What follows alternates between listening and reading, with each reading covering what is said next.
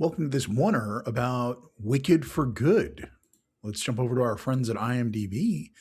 Elphaba, the future Wicked Witch of the West, and her relationship with Glinda, the Good Witch of the North, the second of a two-part feature film adaptation of the Broadway musical.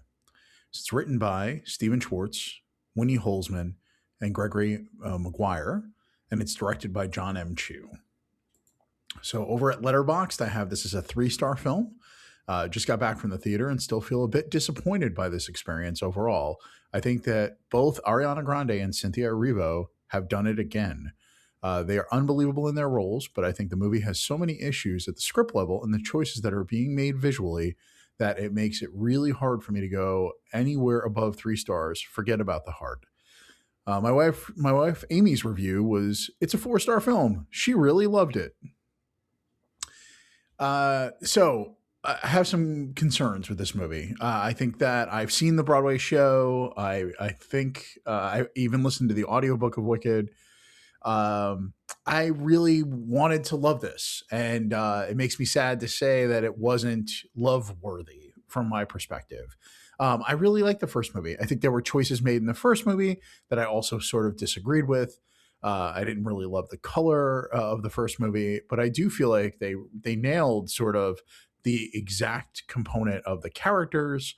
I think Cynthia Erivo and Ariana Grande as Elphaba and Glinda have sort of stolen those roles away from the Broadway actors that either founded the role or continued to play them. It's going to be really hard for anyone to think of Wicked, Elphaba, or Glinda without thinking of Ariana and Cynthia. And I think that that is an accomplishment to take something that was so successful and to change how we think about the roles and the characters. I will say the biggest problem I think is partially that it's still tied directly to the second half of Wicked, which is not as much of a fun ending and doesn't have the types of bangers that the other movies have had. So the emotional stakes are a little different. I think that the song that Cynthia Erivo sings is the newly written song is really not great and doesn't do a good job, in my opinion, of letting Cynthia off the leash and let her go. And I think the song that Ariana sings that's new is also similarly pretty like weak in structure compared to things like Defying Gravity. But Defying Gravity was like a once in a generation song that was sung by a once in a generation star who has been captured by another once in a generation star.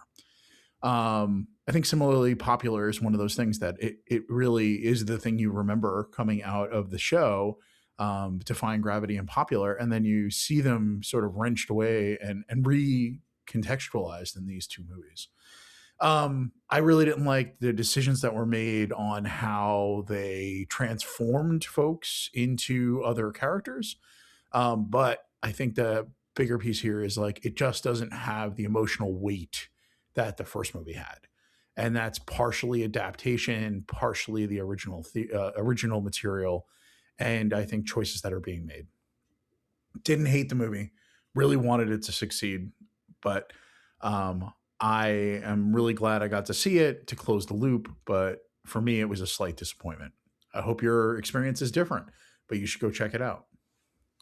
Thank you so much.